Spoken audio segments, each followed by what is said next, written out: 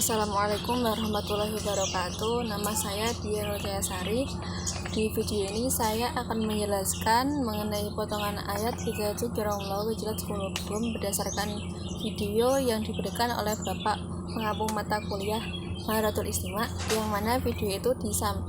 yang mana ceramah itu disampaikan oleh Syekh Sholeh Al-Manghorizi pada surat Al-Anfal ayat 2-4 yang berbunyi, Bismillahirrahmanirrahim, innamal mu'minuna allazina idza dzukirallahu wajilat qulubuhum wa idza tuliyat 'alaihim ayatuhu zadatuhum imanan wa 'ala rabbihim yatawakkalun allazina yuqimuna sholata wa mimma razaqnahum yunfiqun ulaika humul mu'minuna haqqan lahum darajatun 'inda rabbihim wa maghfiratun wa rizqun karim.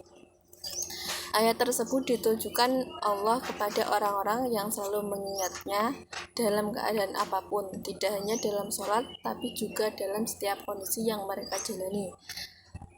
Rasulullah menggambarkan perumpamaan orang-orang mukmin yang berzikir seperti orang yang hidup, sedangkan mereka yang tidak mengingat Allah sama seperti orang yang mati. Dapat disimpulkan bahwa kehidupan seseorang terletak pada zikirnya. Hati yang tidak mengingat Allah sama halnya dengan jasad yang tidak bernyawa. Di sini bukan berarti berzikir dengan lisan juga diabaikan. Di samping itu, segala aktivitas yang diawali dengan zikir atau menyebut nama Allah akan bernilai ibadah. Zikir juga dapat diucapkan ketika sedang takjub, lemah, merasa sendiri, atau gelisah. Sebagian kaum muslimin sekarang ini, jika nama Allah disebut di sisinya, hatinya tidak bergetar sedikitpun, seolah-olah sesuatu yang disebut di sisinya itu tidak lebih hanya sesuatu yang membuat mereka takut. Pada hakikatnya, manusia sangat membutuhkan Allah dalam segala sesuatu, sebagaimana yang telah dijelaskan di surat Fatir ayat 15. Bismillahirrahmanirrahim. Ya ayyuhan nasu antumul fuqara'u ilallah wallahu wal ghaniyyul hamid.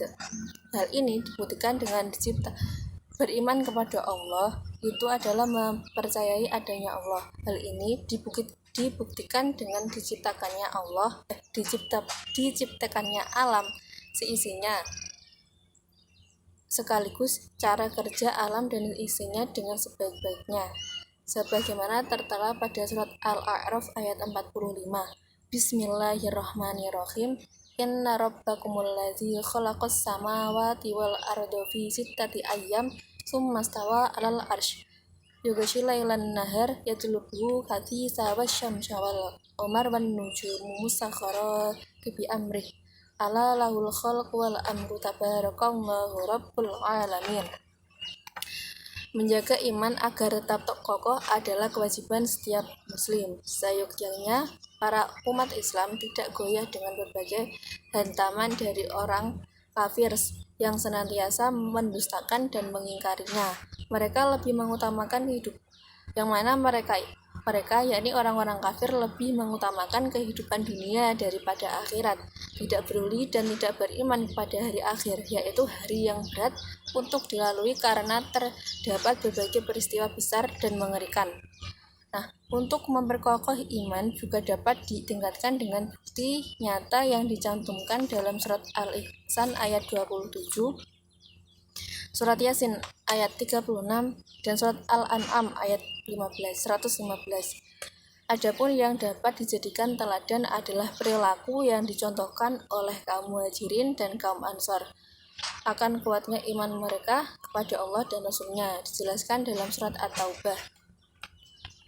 Wasabiqunal awwaluna minal muhajirina wal ansori wal ladzina attaba'uhum bi ihsan radhiyallahu anhum wa radu an wa a'adda lahum jannatun tajri tahtahal anhar khalidina fiha abada dzalikal fawzul adzim.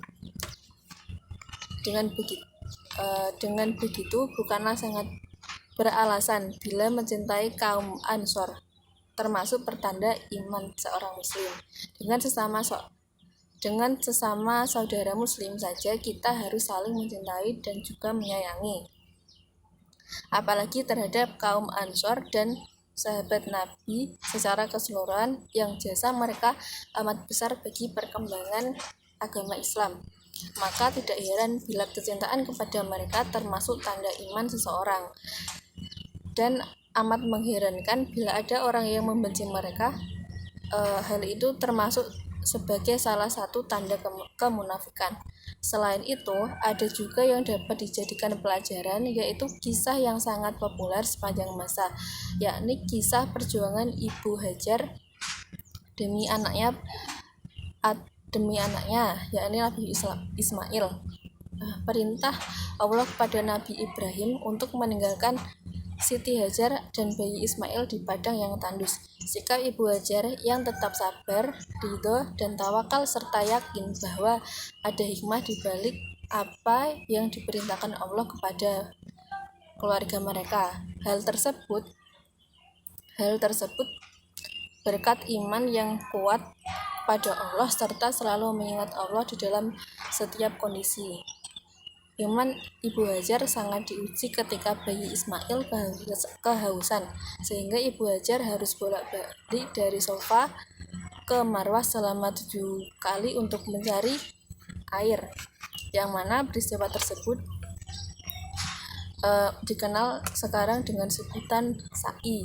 Namun semua itu nihil, dan namun usaha Ibu Hajar untuk mencari air dari Safa ke Marwah itu mustahil, tidak mendapatkan air, alias hal tersebut hanya halusinasi belaka.